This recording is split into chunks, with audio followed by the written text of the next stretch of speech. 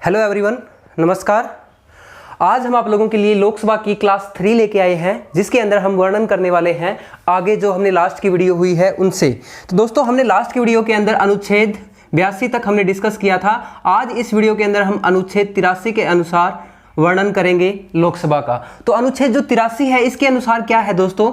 इसके अनुसार कहा गया है संविधान के अंदर कि संसद के सदनों की अवधि, अगर संसद के सदनों की मैं बात करूं तो संसद के सदनों की अवधि के बारे में, तो संसद के 2 सदन है। जैसा आपको पता है कि एक राज्यसभा है, एक लोकसभा है। राज्यसभा जो है एक जारी रहने वाली संस्था है, यानी कि राज्यसभा जो है एक स्थायी सदन है। अगर हम उसी के विपरीत अगर बात करें लोकसभा की, तो लोकसभा जो है वो लगातार जारी रहने वाली संस्था नहीं है। अगर मैं आमतौर पर बात करूं तो लोकसभा एक अस्थायी सदन है दोस्तों। तो लोकसभा के बारे में मैं थोड़ा सा बता देता हूं आपको कि जो लोकसभा है वो आपका एक अस्थायी सदन है, यानी कि जारी रहने वाली संस्था नहीं है। अगर हम बात करें कि इसकी जो अवधि है ये एक अस्थायी सदन है, यानी कि आप कह सकते हो ये जारी रहने वाली संस्था नहीं है। ठीक है, जारी रहने वाली संस्था नहीं है। और आपकी राज्यसभा की बात करें तो वो राज्यसभा क्या है? एक जारी रहने वाली संस्था है। तो इसके विपरीत में अगर बात करता हूं दोस्तों लोकसभा की, तो लोकसभा के बारे में महत्वपूर्ण जो पॉइंट बनता है कि लोकसभा जो होती है इसका कार्यकाल कितना होता है, फिर ये आपकी एक जारी रहने वाली संस्था नहीं है। तो मैं आमतौर पर बात करूं, जैसे ही लोकसभा के चुनाव होते हैं, यानी कि जो लोकसभा के आम चुनाव होते हैं, उस आम चुनाव के बाद जो पहली बैठक होती है, आम चुनाव के बाद क्या होता है दोस्तों? पहली बैठक होती है। तो पहली बैठक के अंदर क्या होता है? पहली बैठक के बाद, यानी कि जो पहली बैठक होती है, तो पहली बैठक की जो तिथि है, ठीक है, यानी कि पहली बैठक जो होती है वो कब निर्धारित की गई है, किस डेट को आपकी हुई है पहली बैठक, उस पहली बैठक की तिथि के बाद 5 वर्ष, यानी कि अगले 5 वर्ष बाद क्या होगा कि जो लोकसभा है वो चलेगी। या फिर क्या हो सकता है, ये भी हो सकता है, या फिर हम कह सकते हैं राष्ट्रपति जो होता है वो क्या करता है? प्रधानमंत्री की सलाह पर, ठीक है, पीएम की सलाह पर, ठीक है, जो राष्ट्रपति होता है वो पीएम की सलाह पर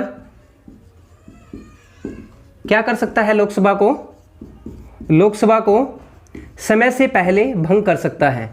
अब यहां से बहुत ही महत्वपूर्ण क्वेश्चन बनते हैं दोस्तों। अब समय से पहले भंग कर देता है तो एक क्वेश्चन तो यही बन जाता है, क्या कभी ऐसा आज तक के इतिहास में हुआ है? बिल्कुल हुआ है दोस्तों। अगर मैं बात करूं लोकसभा की, अब तक लोकसभा 8 बार भंग हो चुकी है दोस्तों। तो लोकसभा को अब तक कितनी बार भंग किया जा चुका है? 8 बार लोकसभा भंग हो चुकी है, 8 बार। ठीक है दोस्तों, इसको भंग कौन करता है? जैसा कि मैंने आपको बताया, राष्ट्रपति इसको भंग करता है। किसकी सलाह पर? प्रधानमंत्री की सलाह पर। उसके बाद मैं देखूं, अगर 8 बार इसको भंग किया गया है तो वो कौन सा टाइम पीरियड रहा है जिस समय इसको 8 बार भंग किया गया है? तो सबसे पहले मैं बात करता हूं दोस्तों 1970 के अंदर। ठीक है, 1970 के अंदर। अगर आपको डेट याद ना रहे तो देखो, सबसे पहले मैंने बताया था कि जो लोकसभा है उसके आम चुनाव कब हुए थे। मैं थोड़ा सा यहां बता देता हूं। लोकसभा के जो आम चुनाव मैंने बताए थे आपको लास्ट वीडियो में, अक्टूबर 1951 से फरवरी 1952 में हुए थे, यानी कि 1952 में पहली लोकसभा गठित हुई थी। उसके बाद दोस्तों पहली बैठक के बाद आपकी जो लोकसभा हुई, यानी कि ये 5 साल चलेगी, तो 1957 तक चली। उसके बाद हम बात करते हैं आगे वाली, ये पहली बैठक हो गई, यानी कि पहली लोकसभा होगी। फिर 1962 तक चली, यानी कि ये दूसरी लोकसभा होगी। फिर अगली कितने तक चली? 67 तक चली, ये तीसरी लोकसभा होगी। 67 के बाद चलनी कितनी थी? 72 चलनी थी, लेकिन पहले ही लोकसभा क्या हो गई? भंग हो गई। और ये कब भंग हो गई? 70 के अंदर, यानी कि चौथी लोकसभा जो थी वो सबसे पहली ऐसी लोकसभा थी जो भंग हुई। तो सबसे पहली लोकसभा जो भंग हुई थी तो वो कौन सी थी? 1970 के अंदर हुई थी। और वो कौन सी लोकसभा थी? वो चौथी लोकसभा थी। इसीलिए थोड़ा सा इंपॉर्टेंट क्वेश्चन बनता है। मैंने बताया जैसा कि आपको लोकसभा 8 बार भंग हुई है। ठीक है दोस्तों, 8 बार भंग हो चुकी है लोकसभा। अब देखो उसके बाद जो अगला टाइम है इसका 1970 के बाद, 1970 के बाद ये 1977 के अंदर भंग हुई, 1977 के अंदर। उसके बाद मैं लिखूं तो 1977 के बाद ये भंग हुई आपकी 1979 के अंदर। दिखाई दे रहा है ना यहां तक? उसके बाद आगे भी दिखाई देगा। 1979 के बाद ये 1984 के अंदर भंग हुई। 4 के बाद 5 तक दिखाई दे रहा है, 5 भी यहीं पे लिख देता हूं। 1984 के बाद 1989, ठीक है।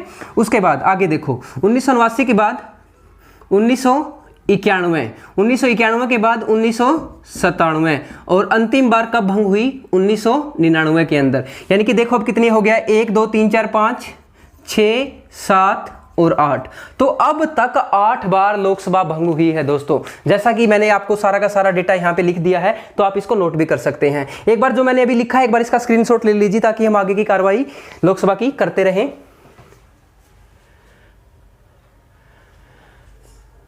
ओके, लिख लिया होगा मेरे ख्याल से। अब देखो, हमने जैसा कि लोकसभा के बारे में पढ़ा, अनुच्छेद 83 की ही हम बातें करेंगे आगे भी।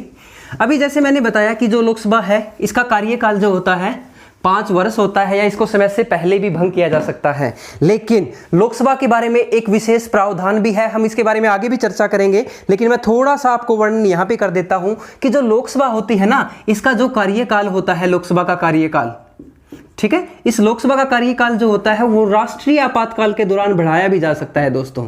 अगर राष्ट्रीय आपातकाल लग जाए देश के अंदर, तो राष्ट्रीय आपातकाल, अनुच्छेद में बात कर रहा हूं 352 की, ठीक है, अनुच्छेद 352 के तहत बात कर रहा हूं।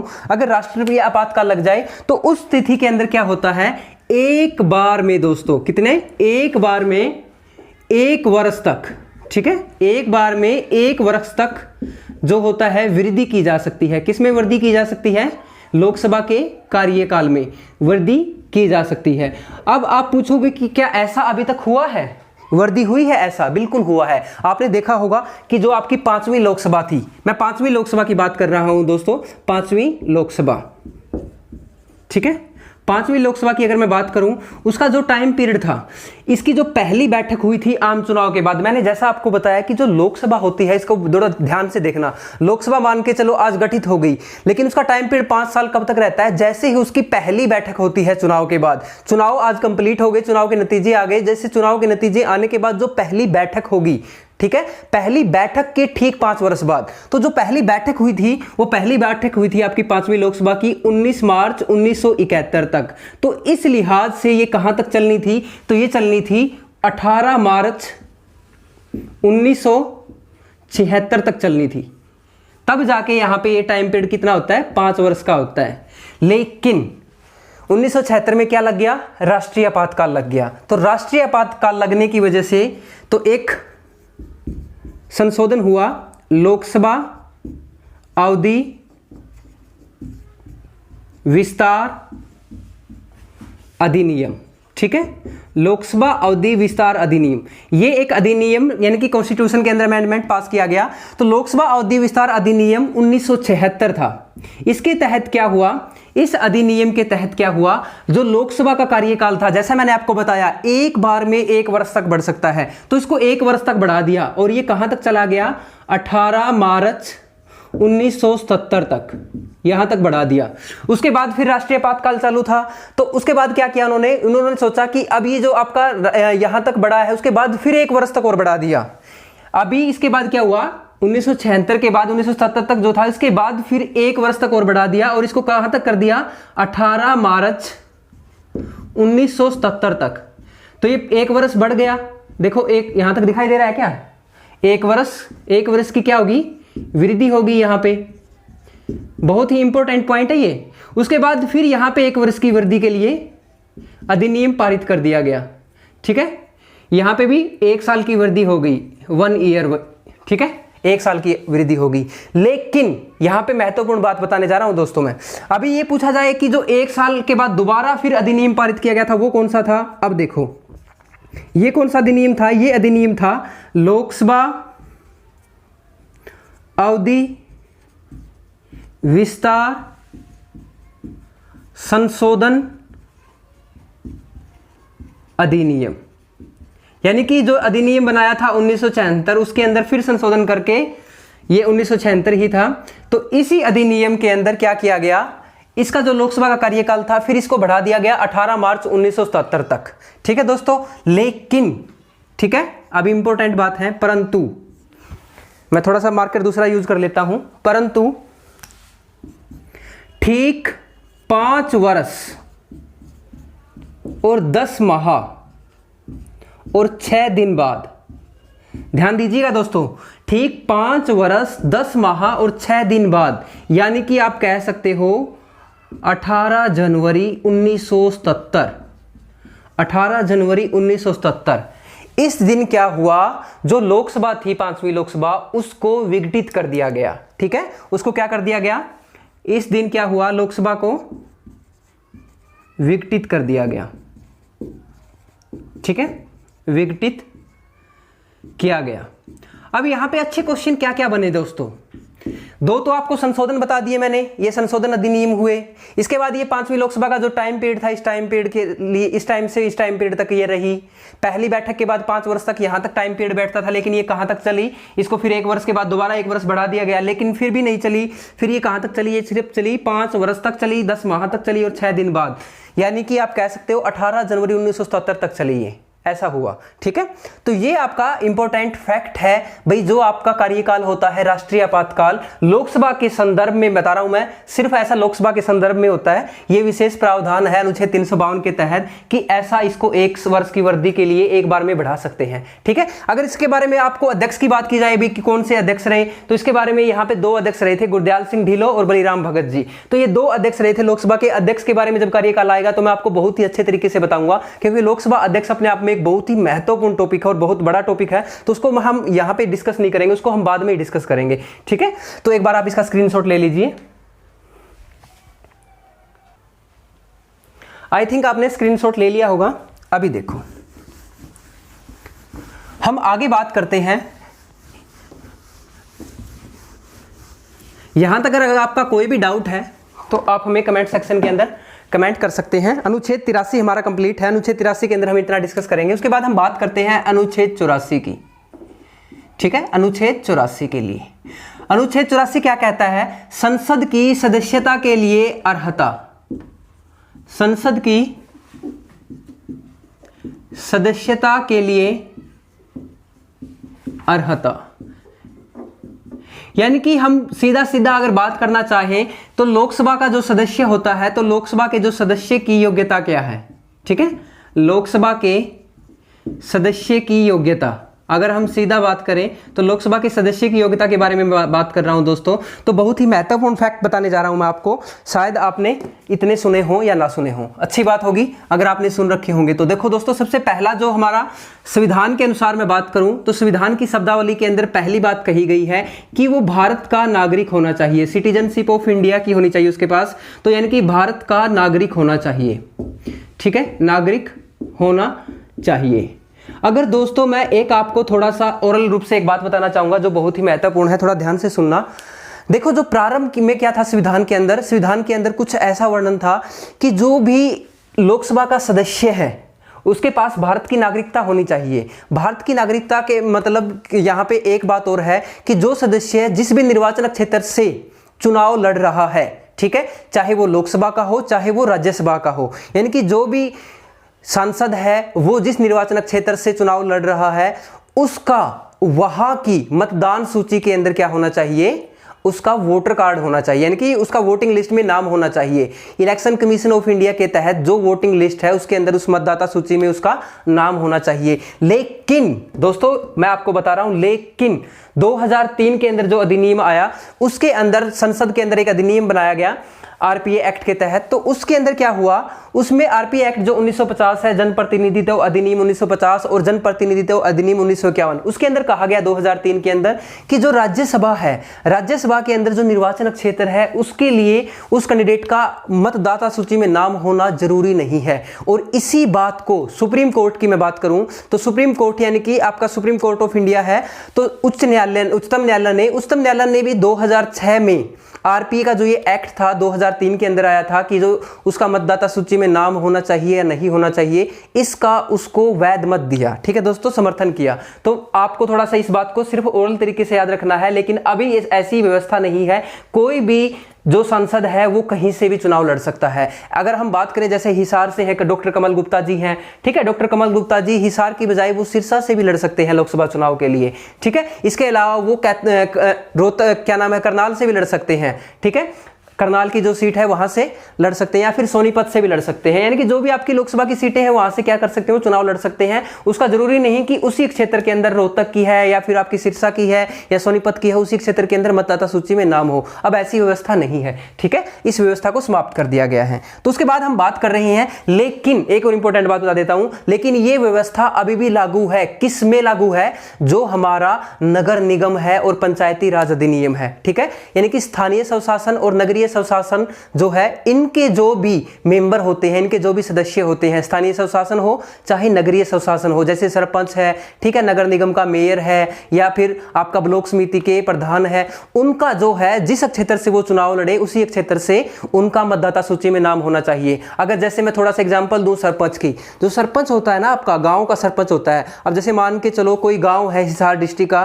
तो हिसार डिस्ट्रिक्ट का जैसे मैं मान के चलूं सरसोद गांव है। अब सरसोद गांव का जो भी ग्राम पंचायत का सरपंच होगा, उस सरपंच का अगर सरसोद की मतदाता सूची में नाम है तभी वो सरपंच के लिए चुनाव लड़ सकता है। अगर मान के चलो उसका मतदाता सूची में नाम नहीं है तो वो सरपंच का चुनाव नहीं लड़ सकता। जैसे सरसोद का जो अभी मेंबर है वो बिचपड़ी के सरपंच के लिए चुनाव नहीं लड़ सकते। क्यों नहीं लड़ सकते? क्योंकि उनके अंदर सबसे पहले योग्यता क्या बताया गया है कि जो भी सदस्य चुनाव लड़ रहा है उसका मतदाता सूची में वहां की निर्वाचन क्षेत्र, जो निर्वाचन क्षेत्र है उस निर्वाचन क्षेत्र की मतदाता सूची में नाम होना चाहिए। मेरे ख्याल से अब आपका ये डाउट क्लियर हो गया होगा। अब दूसरी बात देखो दोस्तों, जो उम्र सीमा है, न्यूनतम उम्र सीमा, ठीक है, जो न्यूनतम उम्र सीमा है, तो वो न्यूनतम उम्र मैं बात कर रहा हूं लोकसभा की, तो लोकसभा के लिए कितनी होनी चाहिए? न्यूनतम उम्र सीमा 25 वर्ष होनी चाहिए। अगर बात हो यहां पे राज्यसभा की तो फिर कितनी होनी चाहिए? न्यूनतम 30 वर्ष होनी चाहिए। लेकिन हम बात किसकी कर रहे हैं? लोकसभा के लिए। राज्यपाल है, राष्ट्रपति है, उपराष्ट्रपति है, इनके लिए कितनी होनी चाहिए? न्यूनतम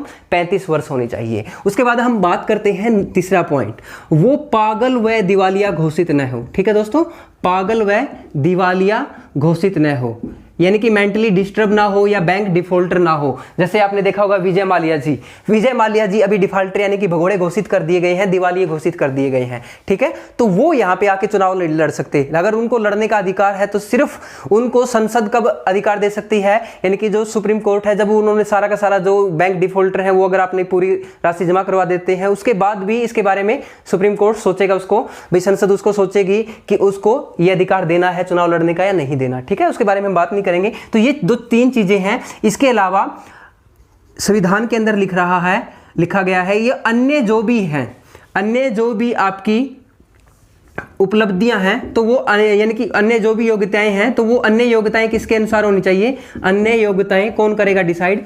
संसद निर्धारण करेगी। अन्य योग्यताओं का निर्धारण कौन करेगी? संसद द्वारा निर्धारण होगा। तो ये संविधान के अंदर लिखा गया है। लेकिन दोस्तों मैं आपको और भी इंपॉर्टेंट पॉइंट बताना चाहूंगा यहाँ पे। देखो, पहली बात, भारत का नागरिक होना चाहिए, न्यूनतम उम्र 25 होनी चाहिए, पागल व दिवालिया घोषित ना हो, पागल व दिवालिया न हो। ठीक है, दिवालिया घोषित न हो। अन्य योग्यताएं जो भी हैं सांसद की, वो संसद तय करेगी। ठीक है, ये लिखा हुआ है भारत के संविधान में। अब हम बात करते हैं दोस्तों आरपीए एक्ट की। आरपीए के बारे में मैंने आपको फर्स्ट वीडियो के अंदर बताया था, तो वहां पे आप देख सकते हैं। आरपीए है यानी कि रिप्रेजेंटेटिव ऑफ पीपल एक्ट 1950-1951। इसके अंदर क्या क्या कहा गया है, इसके अंदर थोड़े से आपके जो महत्वपूर्ण पॉइंट है उसके बारे में हम डिस्कस कर लेते हैं। सबसे पहले हम बात करते हैं कि वो लाभ के पद पे ना हो, लाभ के पद पर न हो। अब लाभ का पद कौन सा होता है दोस्तों? आपका डाउट होगा लाभ का पद कौन सा होता है। लाभ का पद वो होता है जैसे संसद है, संसद के द्वारा जो भी पद है, यानी कि संसद के अधीन जितने भी पद आते हैं, या फिर कोई भी मंत्री परिषद का पद है, वो पद, उन पदों को छोड़कर जितने भी अन्य पद हैं वो सभी के सभी कौन से हैं? लाभ के पद हैं। यानी कि संसद के अधीन जो पद आते हैं और जो मंत्री परिषद के अधीन पद आते हैं, कोई मंत्री है किसी भी तरह का, क्योंकि मंत्री भी आपके 3 प्रकार के होते हैं, तो उनमें से कोई भी मंत्री है तो वो भी आपका क्या है? एक लाभ का पद नहीं है। इनको छोड़ के जितने भी पद होते हैं वो लाभ के पद होते हैं। तो यानी कि सबसे पहला पॉइंट है यहाँ पे लाभ के पद पे न हो। दूसरी जो इंपॉर्टेंट है तो वो क्या है दोस्तों? उसके लिए कहा गया है कि वो 2 वर्ष से अधिक सजा का पात्र न हो, यानी कि 2 वर्ष से अधिक क्या हो? सजा का पात्र न हो, यानी कि सजा न हुई हो उसको 2 वर्ष से अधिक। उसके बाद तीसरा सती प्रथा,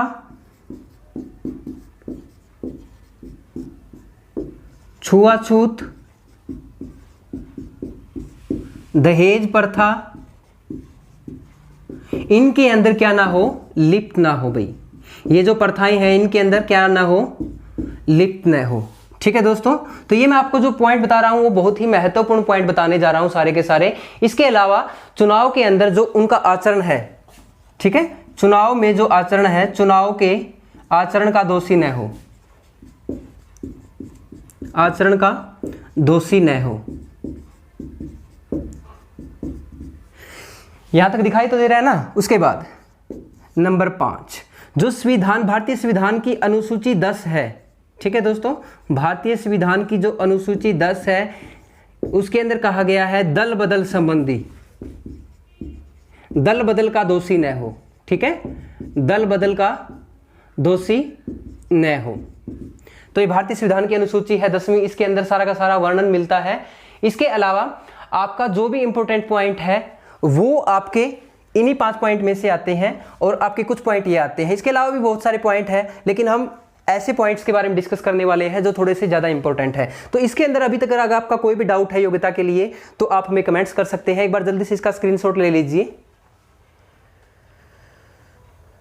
ओके, मेरे ख्याल से आपने स्क्रीनशॉट ले लिया होगा। अब आगे बात करते हैं, अनुच्छेद 84 को हम यहीं पे समाप्त करते हैं। आगे हम बात करते हैं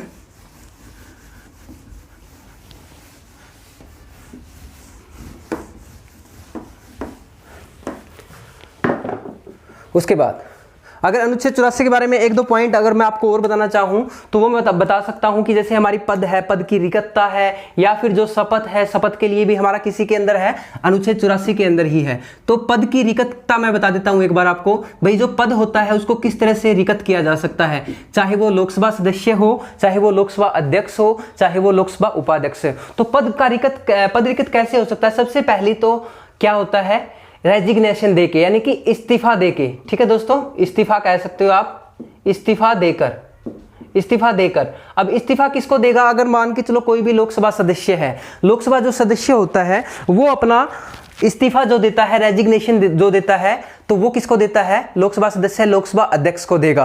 और मान के चलो एक समय पे लोकसभा अध्यक्ष नहीं है तो किसको दे देंगे? लोकसभा उपाध्यक्ष को दे देंगे। उसके बाद जो लोकसभा अध्यक्ष होता है वो किसको देता है अपना इस्तीफा? वो देता है अपना त्यागपत्र, जो आप कह सकते हो इस्तीफा कह सकते हो या त्यागपत्र कह सकते हो, ठीक है। तो वो अपना त्यागपत्र किसको देता है? अध्यक्ष लोकसभा का है वो उपाध्यक्ष को देगा, और लोकसभा उपाध्यक्ष किसको देगा? लोकसभा अध्यक्ष को देगा। यानी कि दोनों एक दूसरे को देंगे ये, ठीक है। अब देखो, लोकसभा जो सदस्य है ये किसको देगा? लोकसभा के अध्यक्ष को देगा, ठीक है, लोकसभा अध्यक्ष को देगा ये त्यागपत्र। और अध्यक्ष किसको देता है? अध्यक्ष देता है उपाध्यक्ष को, और उपाध्यक्ष किसको देता है? अध्यक्ष को देता है। तो इस तरह से अपना ये त्यागपत्र देके भी पद को रिक्त कर सकते हैं। इसके अलावा मैं दूसरी बात करूं लोकसभा सदस्य की, जो लोकसभा का सदस्य होता है लगातार 60 दिन, लगातार 60 दिन तक संसद की, यानी कि जो हमारा संसद के अंदर सदन है लोकसभा, इस लोकसभा की कार्यवाही के अंदर जितनी भी बैठकें होती हैं उन बैठकों के अंदर उपस्थित न हो, अनुपस्थित रहे, प्रेजेंट ना हो, ठीक है। यानी कि लगातार 60 दिनों से अधिक, लगातार 60 दिनों से अधिक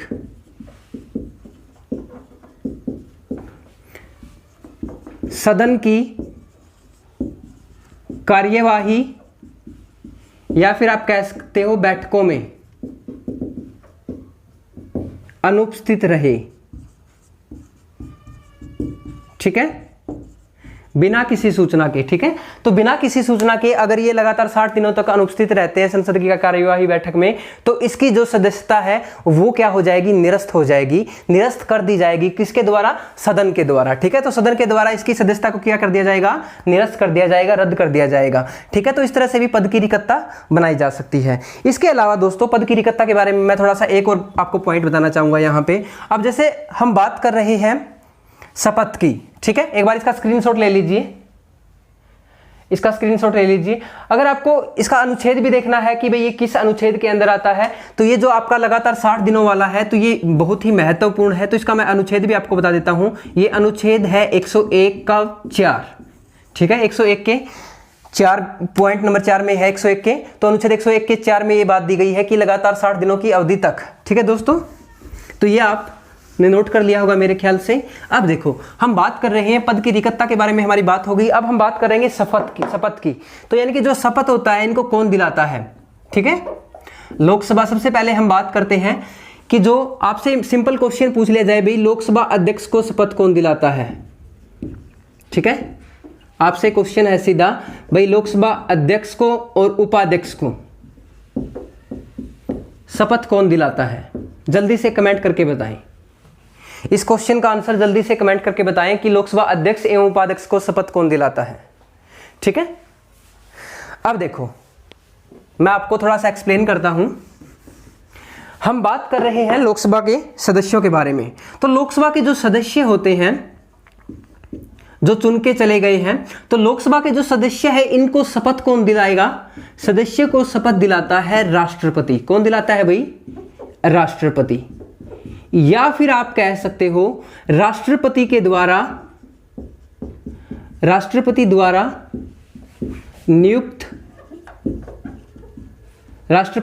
नियुक्त कोई भी मोस्ट एक्सपीरियंस्ड पर्सन जो लोकसभा का सदस्य हो।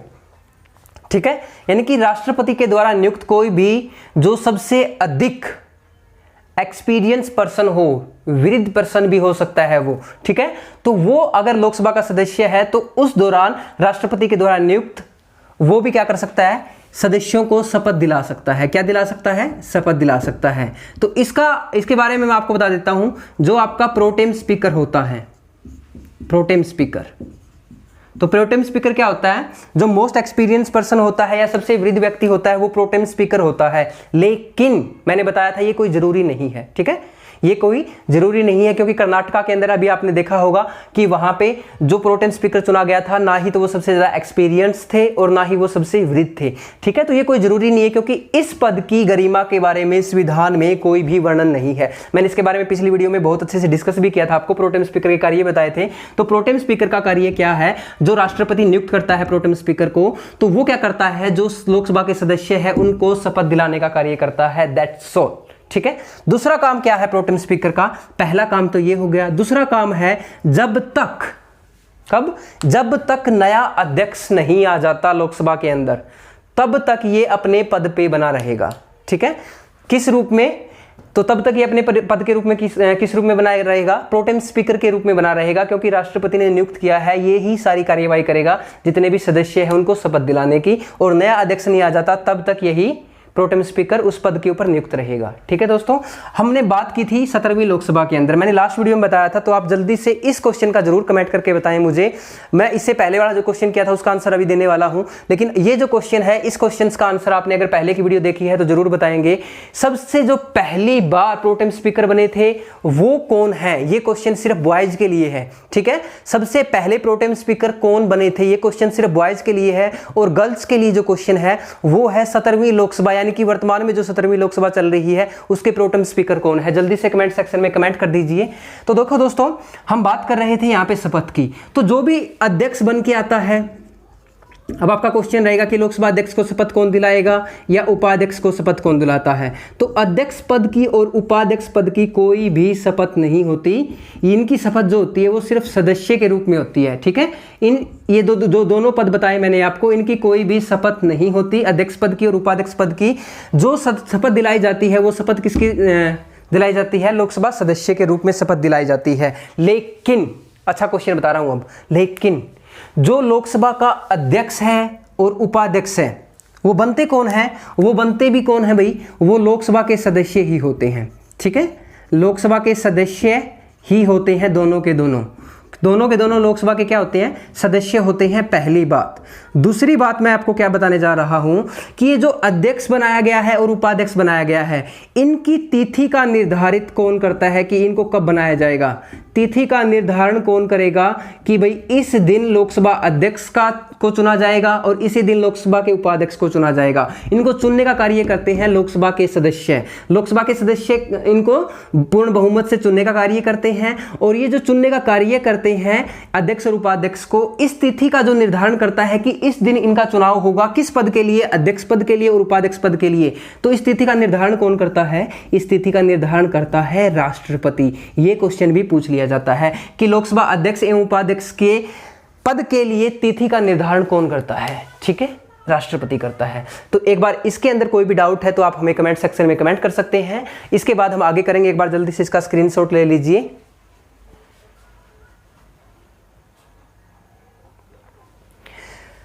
हो गया होगा स्क्रीनशॉट। अब देखो, अब यहां पे एक और अच्छा क्वेश्चन मैं आपको बताने जा रहा हूं जो बहुत ही इंपॉर्टेंट है। अब हमारी बातें चल रही थी शपथ की। अब मान के चलो ऐसा हो जाए, मान के चलते हैं ऐसा हो जाए, थोड़ा सा माइक को मैं सेट कर लेता हूं।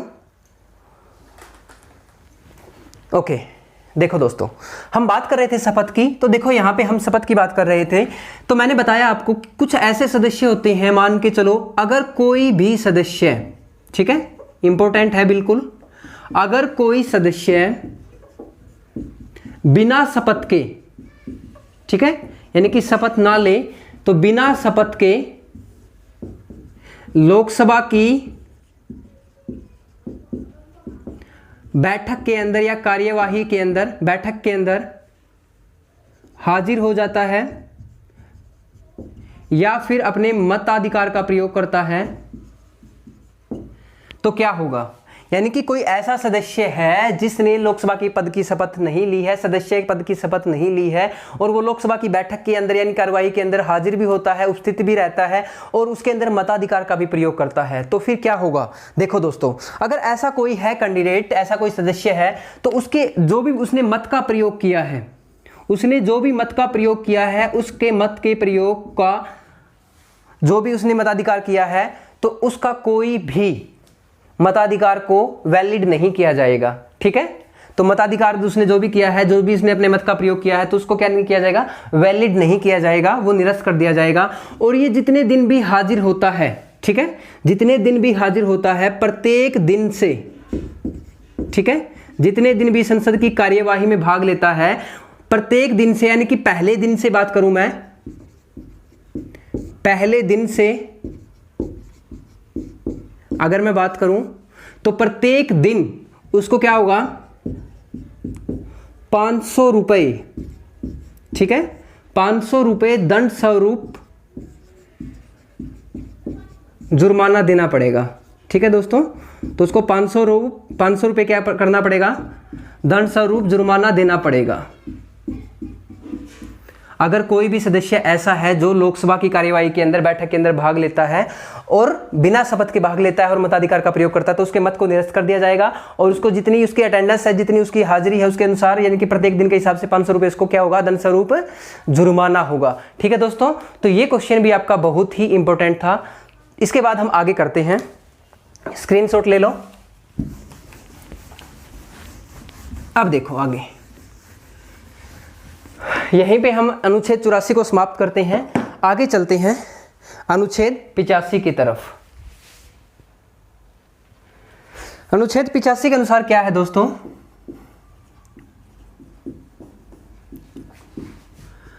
संसद के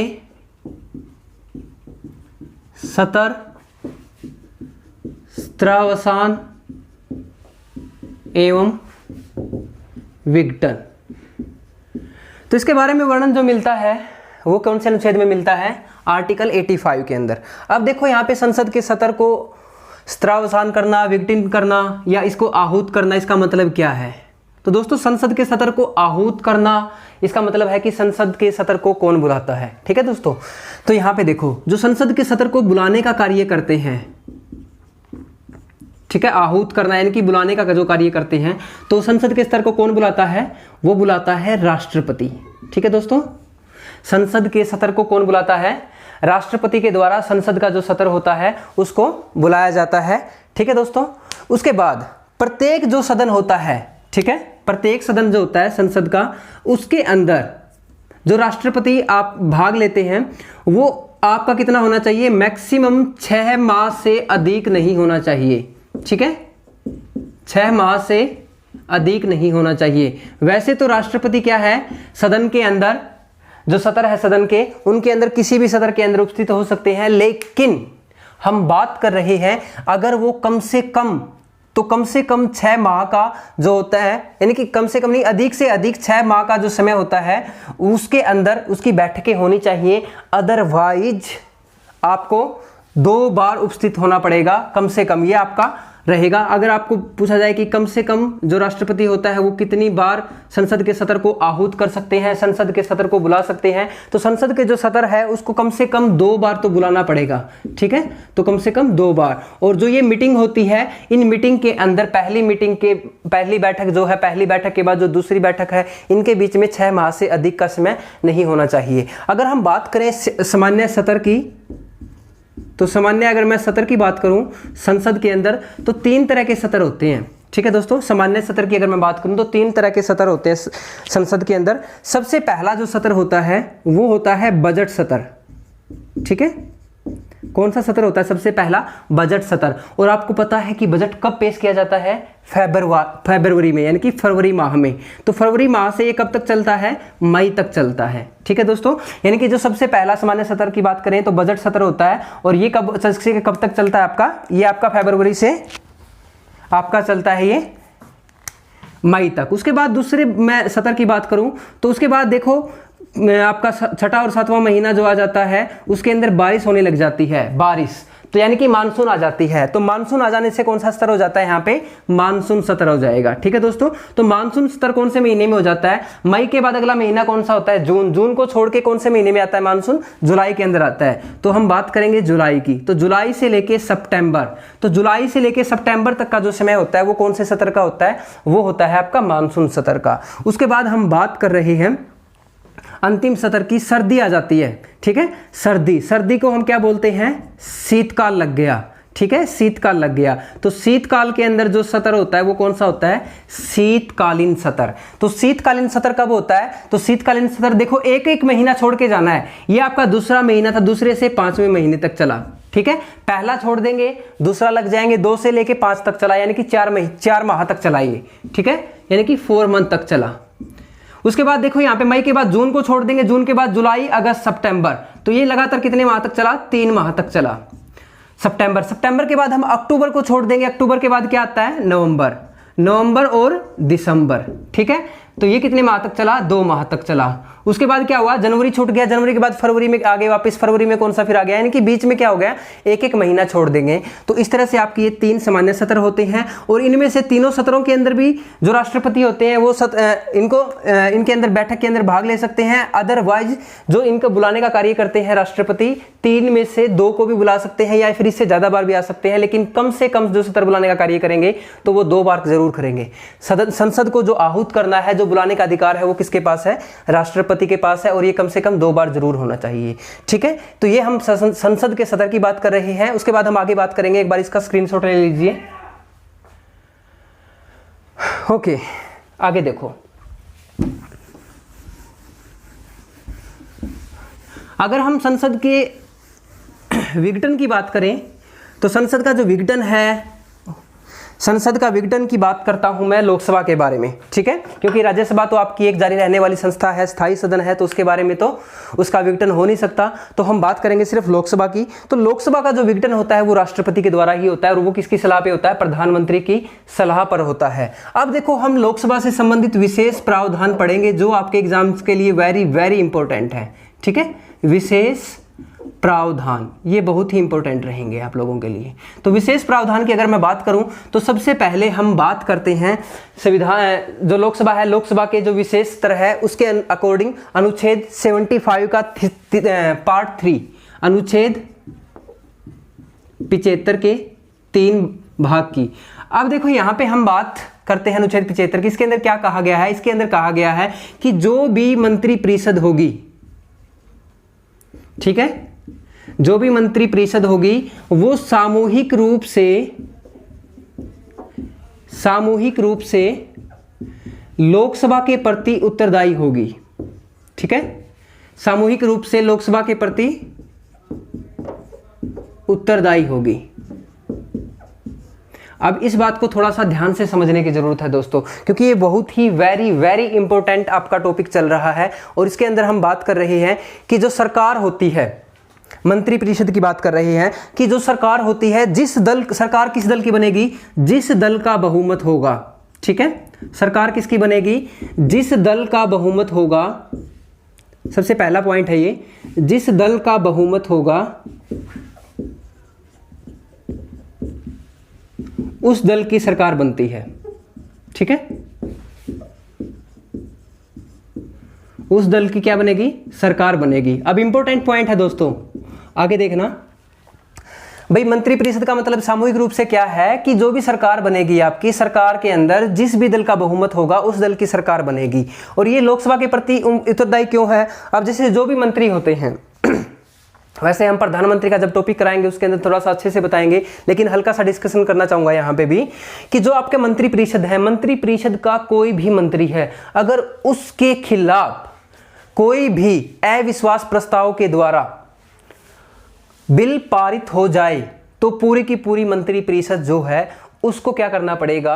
त्यागपत्र देना पड़ेगा, यानी कि लोकसभा क्या हो जाएगी? उसी समय आपकी विघटित हो जाएगी। तो इसीलिए पूरी की पूरी जो मंत्रिपरिषद है, किसी भी मंत्री के खिलाफ कोई भी मंत्री है, इस मंत्री के जो भी मंत्री है यानी कि जो भी सरकार है, जिस भी बहुमत की सरकार है, जो भी दल आपका है बहुमत वाला, उसके अंदर जो भी मंत्री है, चाहे वो आपका कैबिनेट मंत्री हो, चाहे वो आपका राज्य मंत्री हो, ठीक है, चाहे वो आपका सहायक मंत्री हो, तो इसके अंदर जो भी सहायक यानी कि उप मंत्री हो, तो इसके अंदर कोई भी मंत्री है अगर उसके खिलाफ अविश्वास प्रस्ताव पास हो जाए, ठीक है, अविश्वास प्रस्ताव पास होने के बावजूद क्या हो जाएगा?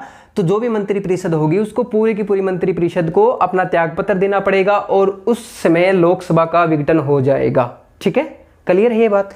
अब देखो सरकार किसकी बनती है? जिस दल का बहुमत होगा उसी दल की सरकार बनेगी। अब दूसरी बात देखो दोस्तों, बहुत अच्छा पॉइंट लिखवाने जा रहा हूं, बहुत ही इंपॉर्टेंट है। अब लोकसभा के अंदर जो मंत्री बनते हैं, ठीक है, लोकसभा के अंदर जो भी मंत्री बनाए जाते हैं वो मंत्री कैसे बनाए जाते हैं? कितने मंत्री बनाए जाते हैं? 10, 15, 20, 25, 30, 35, 40, 45, कितने बनाए जा सकते हैं? कितने बना लो, ऐसा ही होता है ना?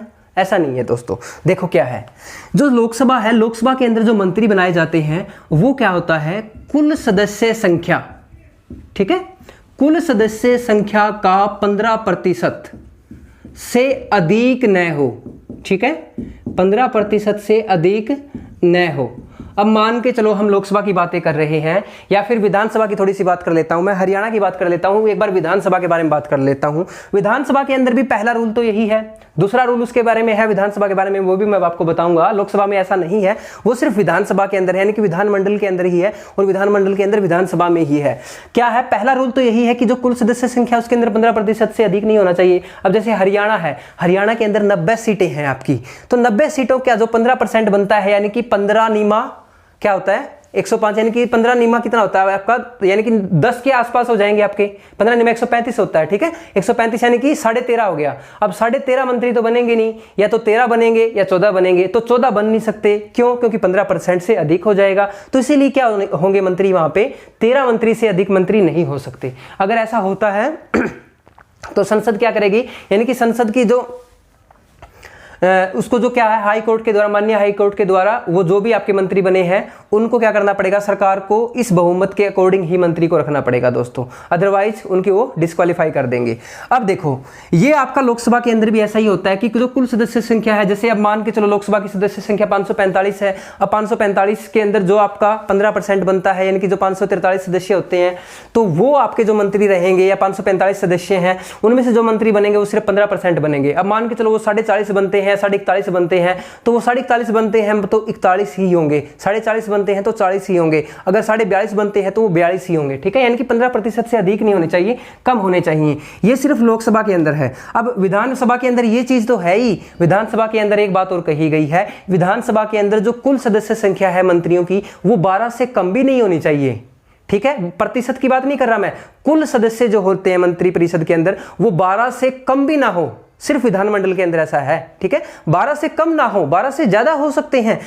एक कंडीशन तो ये है और दूसरी कंडीशन इसको भी फुलफिल करना चाहिए, यानी कि इन दोनों कंडीशन के बीच के अंदर वो ऐसा काम हो सकता है। मान के चलो कोई मंत्री परिषद ऐसी है, विधानमंडल ऐसा है जिसके अंदर 15% सिर्फ 11 ही बनते हैं, तो वहां पे 12 बन सकते हैं, क्योंकि इस विधानमंडल के अंदर कहा गया है कि 12 कम से कम हो सकते हैं, ऐसा कोई इश्यू नहीं है। अब देखो दोस्तों, आप सोचोगे कि ये जो मंत्री होते हैं ना, ये मंत्री कौन बन सकता है लोकसभा के अंदर?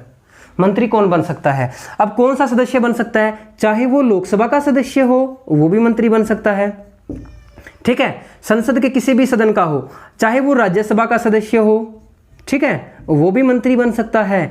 और चाहे वो मनोनीत सदस्य हो, मनोनीत का मतलब क्या है कि राष्ट्रपति जिसको मनोनीत करता है, यहाँ पे 12 करता है, यहाँ पे 2 करता है, लेकिन वर्तमान में ये 2 नहीं है। मैंने आपको बताया था 126वां विधायक 104वां संशोधन, उसके तहत इनको 2 एंग्लो इंडियंस को डिस्क्वालीफाई कर दिया है, इसको निरस्त कर दिया गया है। अब ऐसा कोई भी संविधान के अंदर वर्णन नहीं है। ये 12 रह गए।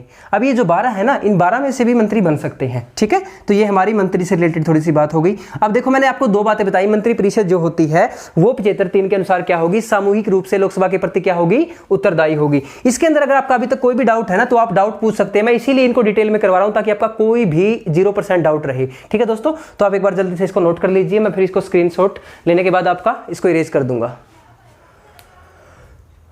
ओके, कर लिया होगा। डस्टर कहाँ गया? अब देखो,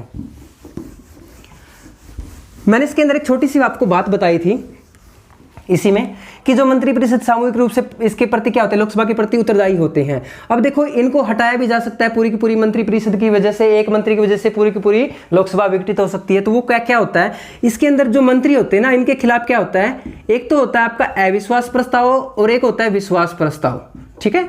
तो विश्वास प्रस्ताव और अविश्वास प्रस्ताव ये दोनों पारित किए जाते हैं, ठीक है। अब ये दोनों पारित होते हैं, ये पारित कौन करता है, यानी कि इनको कौन लेके आता है, जो विश्वास प्रस्ताव है उसको कौन लेके आती है, उसको तो जो बहुमत दल की सरकार है, ठीक है, जिस बहुमत की सरकार है वो सरकार लेके आती है विश्वास प्रस्ताव। और अविश्वास प्रस्ताव को कौन लेके आता है, अविश्वास प्रस्ताव को लेके आता है विपक्ष, ठीक है।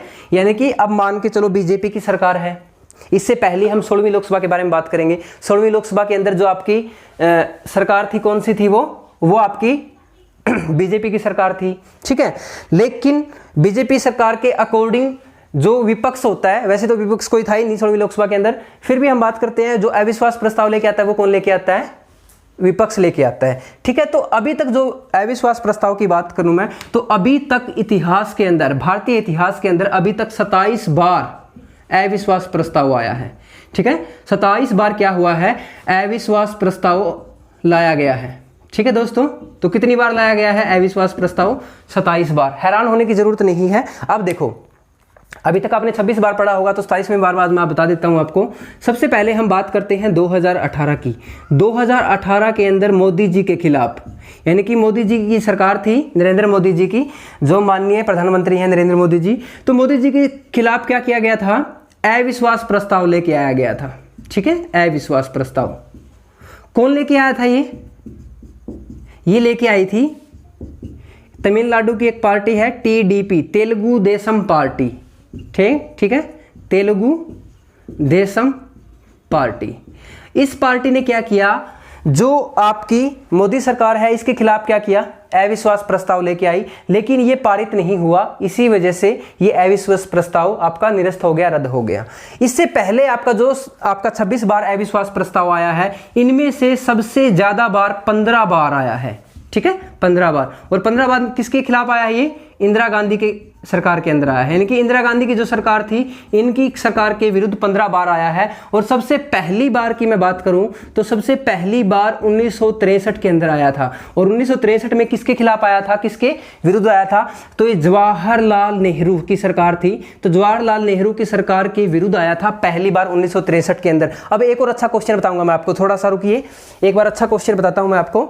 अब यहाँ पे जो ये आया था पहली बार 1963 में, इसको कौन लेके आए थे, अच्छा क्वेश्चन है, इसको लेके आए थे आचार्य कृपलानी जी। और आचार्य कृपलानी जी ही के बारे में मैंने कल आपके लिए एक बड़ा सुंदर क्वेश्चन किया था लास्ट वीडियो के अंदर, कि जो आपके डॉक्टर भीमराव अंबेडकर हैं और जो आचार्य कृपलानी जी हैं, ये वो महान हस्तियां थी जिनको लोकसभा के प्रथम आम चुनाव के अंदर हार का सामना करना पड़ा था। यानी कि जो कांग्रेस को सबसे बड़ा बहुमत मिला था 364 का 479 सीटों में से, उनके अंदर से ये 2 बड़े चेहरे थे, ये हार गए थे, ठीक है। तो मैंने पूछा था आपसे क्वेश्चन, क्या पूछा था आपसे, क्वेश्चन पूछा था कि ये आपके किस समिति के अध्यक्ष थे, किस पद के ऊपर थे, ये बड़ा अच्छा क्वेश्चन किया था मैंने आपके लिए। तो आपने अभी तक इसका कमेंट सेक्शन के अंदर आंसर नहीं किया है, चलो मैं बता देता हूं आपको। एक बार आप इसका स्क्रीनशॉट ले लीजिए, जल्दी से स्क्रीनशॉट ले लीजिए आप इसका। ओके, आपने ले लिया होगा स्क्रीनशॉट। अब देखो, मैंने बताया आचार्य कृपलानी जी और डॉक्टर भीमराव अंबेडकर। तो इनकी जो समितियां थी वो कौन कौन सी थी? सबसे पहले मैं बात करता हूं आचार्य कृपलानी जी की मौलिक अधिकार उप समिति। ठीक है, इस समिति के अध्यक्ष कौन थे? कृपलानी जी थे। ये क्वेश्चन मैंने कल की वीडियो में आपसे पूछा था। इसके बाद दूसरा क्वेश्चन पूछा था भीमराव अंबेडकर, तो ये कौन सी समिति के अध्यक्ष थे? प्रारूप समिति के अध्यक्ष थे। कौन थे ये? डॉक्टर भीमराव अंबेडकर। तो ये दो चेहरे थे जो आपके पहले लोकसभा के चुनाव के अंदर हार गए थे। ठीक है दोस्तों, इसको भी थोड़ा सा नोट कर लीजिए, आगे करते हैं। उसके बाद देखो, वीडियो थोड़ी लंबी भी हो गई है, उसके बाद थोड़ा जल्दी करते हैं। नंबर टू की मैं बात करता हूं कि जो आपका संयुक्त सदन होता है, ठीक है, संयुक्त सदन का मतलब क्या है कि संयुक्त अधिवेशन। अब संयुक्त अधिवेशन को कौन बुलाता है? ठीक है, संयुक्त अधिवेशन को बुलाता कौन है भाई? इसको बुलाता है राष्ट्रपति। ठीक है, कौन बुलाता है? राष्ट्रपति बुलाता है। ठीक है, भारत संविधान के किस अनुच्छेद के अनुसार बुलाता है? अब कई जगह यहां पे लिखते हैं संयुक्त बैठक। संयुक्त बैठक नाम का कोई संविधान के अंदर वर्णन नहीं है, यानी कि कोई शब्दावली नहीं दी गई है। संयुक्त अधिवेशन के नाम से आपको यहां पे मिलेगा। संयुक्त अधिवेशन जो है वो अनुच्छेद 108 के अनुसार है। तो भारतीय संविधान के अनुच्छेद 108 के अनुसार राष्ट्रपति को क्या है? संयुक्त अधिवेशन बुलाने का अधिकार है। ठीक है, लेकिन क्यों बुलाता है भाई? ये क्यों बुलाएगा? कारण क्या है? बुलाता क्यों है? दो तरीके से बुलाता है। पहला कारण क्या है? मान के चलो कोई भी बिल है या कोई भी विधेयक है और वो पारित हुआ है एक सदन में। ठीक है, एक सदन में पारित हो गया है और उसको विचार के लिए दूसरे सदन में भेज दिया जाए। ठीक है, उसको विचार के लिए दूसरे सदन में भेज दिया जाए और जो दूसरा सदन है उसको क्या कर दे? अस्वीकार कर दे। क्या कर दे? अस्वीकार कर दे।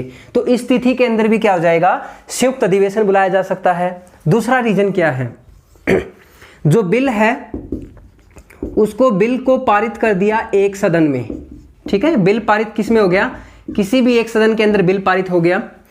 वो बिल पारित होने के बाद एक सदन से दूसरे सदन में जाएगा विचार के लिए। उस विचार के लिए कौन से सदन में गया? वो दूसरे सदन में गया। ठीक है, अब दूसरे सदन में क्या हुआ? अगले 6 महीने तक, ठीक है, अगले 6 माह तक कोई भी निर्णय न लिया जाए। ठीक है, कोई भी निर्णय न लिया जाए तो उस अवस्था के अंदर भी क्या होता है? संयुक्त अधिवेशन बुलाया जाता है। और संयुक्त अधिवेशन को बुलाता कौन है? राष्ट्रपति बुलाता है दोस्तों। ठीक है, समझ में आ गया? अब देखो, यहां पे जो संयुक्त अधिवेशन बुलाया जाता है किस प्रक्रिया के लिए बुलाया जाता है? कोई भी बिल है, कोई भी आपका विधेयक है, उसको पारित करने के लिए ही इस संयुक्त अधिवेशन को बुलाया जाता है। क्लियर है ये बात भी? प्रक्रिया किस लिए बुलाया जाता है। अब चौथी बात क्या है यहाँ पे? चौथी बात है दोस्तों कि इसकी अध्यक्षता कौन करता है। अच्छा क्वेश्चन है, आपको पता है लोकसभा अध्यक्ष करता है, लेकिन अच्छा क्वेश्चन क्या है मैं बताने वाला हूं। ठीक है, अभी रुको। अध्यक्षता आपको पता है, इसकी अध्यक्षता कौन करता है? लोकसभा अध्यक्ष करेगा।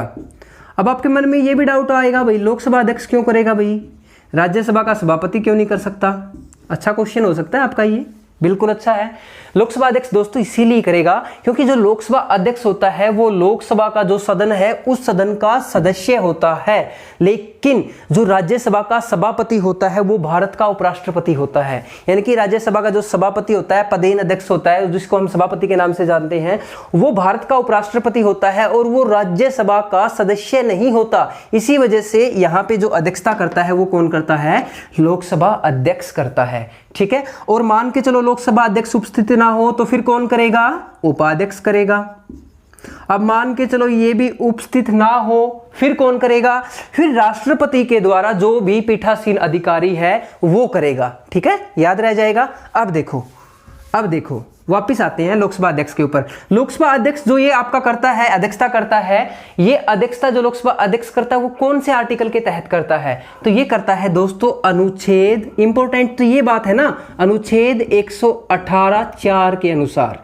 ये वेरी वेरी इंपॉर्टेंट है। ठीक है, ये वेरी वेरी इंपॉर्टेंट है, पेपर में ये पूछा जाता है कि जो लोकसभा अध्यक्ष अध्यक्षता करता है वो किस आर्टिकल के अनुसार करता है। ये सारी चीजें जो है बिल पारित करने वाला, ये सदन की प्रक्रिया है, कौन बुलाता है, क्यों बुलाता है, ये सारे वर्णन कौन से आर्टिकल में है, ये 108 में है। ठीक है, कौन से आर्टिकल में, 108 में है। लेकिन यहां पे जो अध्यक्षता करता है ना लोकसभा अध्यक्ष, वो किस आर्टिकल के अनुसार करता है, वो 118 के अनुसार करता है। ठीक है दोस्तों, अब देखो इसके बारे में अगला विशेष प्रावधान पढ़ेंगे।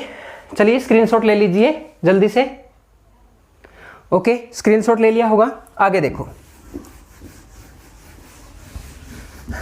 उसके बाद हम बात करते हैं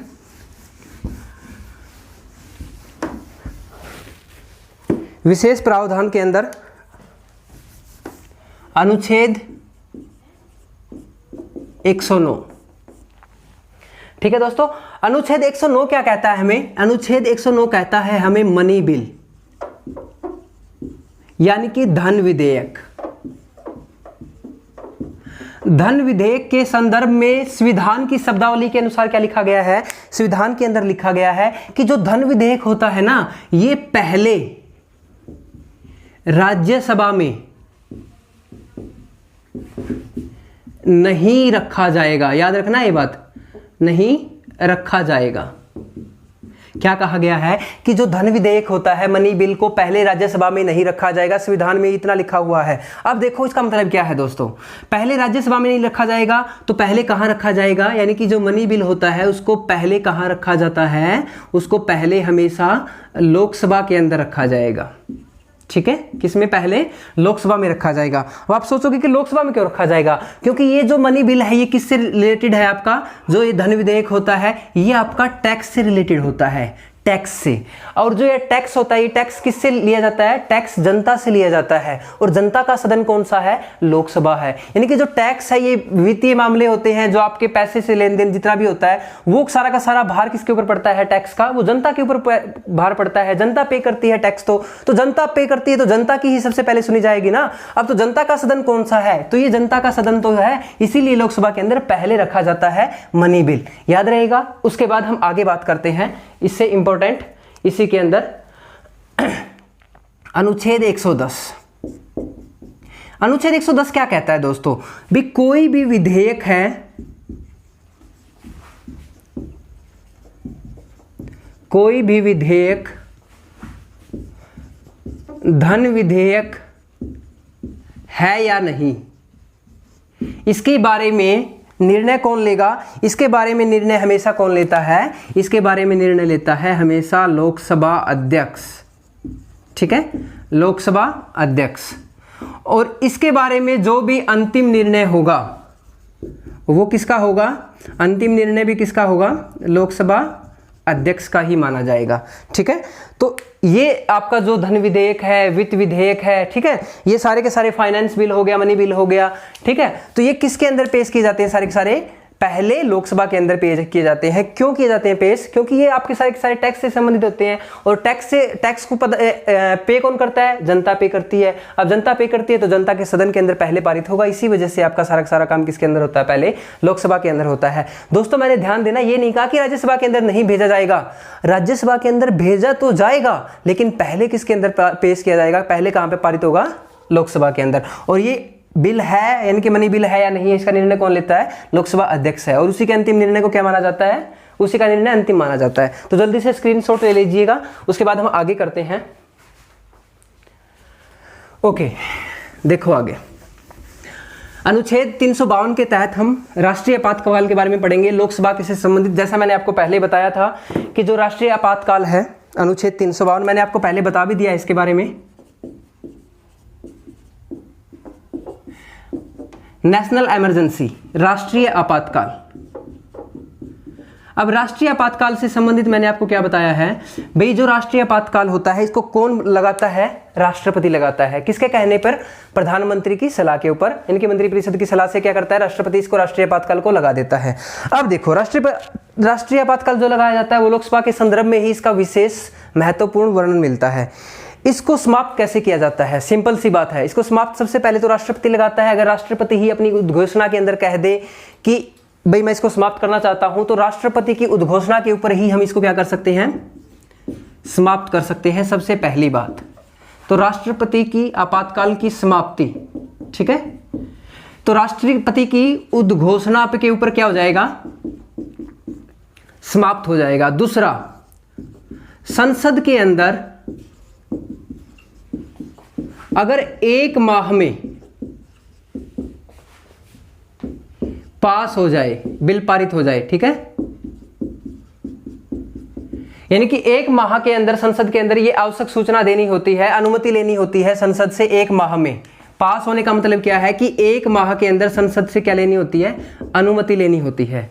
तो उस केस के अंदर अगर अनुमति ले ली जाती है तो ठीक है, अगर अनुमति नहीं मिल पाती तो उस केस में भी क्या होता है, ये समाप्त हो जाएगा, ठीक है। उसके बाद सबसे अंतिम अगर मैं बात करूं तो अगर लोकसभा के या किसी भी सदन के 1/10 सदस्य, 1/10 सदस्य का मतलब क्या है दोस्तों, कोरम। कोरम का मतलब क्या है, गणपूर्ति, ठीक है। अगर 1/10 सदस्य, जो आपके 1/10 सदस्य होते हैं, ये क्या करें, प्रस्ताव रखें, ठीक है। ये जो 1/10 सदस्य है क्या रखें, प्रस्ताव रखें। और ये प्रस्ताव कौन से सदस्य रखें, सिर्फ लोकसभा के सदस्य, ठीक है, लोकसभा के सदस्य, क्योंकि लोकसभा के संदर्भ में ही है ये। लोकसभा के सदस्य अगर प्रस्ताव रखते हैं 1/10 सदस्य, तो वो प्रस्ताव किसके सामने रख सकते हैं, 2 कंडीशन है, या तो वो रखेंगे लोकसभा अध्यक्ष के सामने, ठीक है, या फिर रखेंगे राष्ट्रपति के सामने। लोकसभा अध्यक्ष के सामने कब रखेंगे, अगर लोकसभा चल रही है आपकी तो लोकसभा अध्यक्ष के सामने रखेंगे, तब भी इसको समाप्त किया जा सकता है। अगर लोकसभा ना चल रही है, ठीक है, लोकसभा चल नहीं रही हो, तो फिर किसके सामने रखेंगे, ये फिर रखेंगे दोस्तों ये राष्ट्रपति के समक्ष, ठीक है। तो राष्ट्रपति के समक्ष क्या रखेंगे, ये विशेष अधिवेशन के द्वारा राष्ट्रपति के समक्ष ये प्रस्ताव रखेंगे और राष्ट्रपति इसको विशेष अधिवेशन के द्वारा क्या कर सकता है, इस राष्ट्रीय आपातकाल को समाप्त कर सकता है। मैंने 3 बात बताई राष्ट्रीय आपातकाल को समाप्त करने के लिए। पहली क्या बात बताई, राष्ट्रपति स्वयं अपनी उद्घोषणा से समाप्त कर सकता है। संसद के अंदर 1 माह के अंदर अनुमति लेनी पड़ेगी, उस केस में भी ये समाप्त हो सकता है। अदरवाइज जो 1/10 सदस्य है, यानी कि जो कोरम है, गणपूर्ति है, जो कम से कम सदस्य होते हैं प्रस्ताव पास करने के लिए लोकसभा के अंदर, लोकसभा की बैठक के अंदर, कार्यवाही के अंदर, लोकसभा को चलाने के लिए कम से कम 1/10 सदस्य अगर प्रस्ताव लेके जाएं, किसके पास, लोकसभा अध्यक्ष के पास जाएं। अगर लोकसभा चल रही है तो, अगर लोकसभा भंग है, लोकसभा नहीं चल रही है, तो उसमें ये राष्ट्रपति के समक्ष जाएंगे और राष्ट्रपति संयुक्त अधिवेशन के द्वारा क्या करेगा, इस राष्ट्रीय आपातकाल को समाप्त कर सकता है, ठीक है। तो इस वीडियो के अंदर दोस्तों इतना ही करेंगे। वीडियो काफी लंबी हो गई है और लोकसभा के अंदर हमारे जो भी महत्वपूर्ण क्वेश्चन थे वो सारे के सारे हमने कर लिए हैं। तो दोस्तों आज आप लोगों के लिए जो मैंने क्वेश्चन दिया है उसको आपको कल की वीडियो के अंदर आंसर करना है, यानी कि आने वाली वीडियो है उससे पहले आपको आंसर करना है। जो भी कैंडिडेट इसका आंसर करता है सही रूप से, मैं उसको पूरी की पूरा जो भी ये नोट्स है लोकसभा का, वो मैं आपको PDF भेजूंगा फ्री, ठीक है दोस्तों। इसके अलावा आपका जो भी डाउट रहता है वो आप हमें कमेंट सेक्शन के अंदर कमेंट कर दीजिए। कंटेंट अच्छा लग रहा है तो वीडियो को लाइक, शेयर और सब्सक्राइब करना ना भूलें दोस्तों। मिलते हैं नई वीडियो के साथ, तब तक जय हिंद, जय भारत।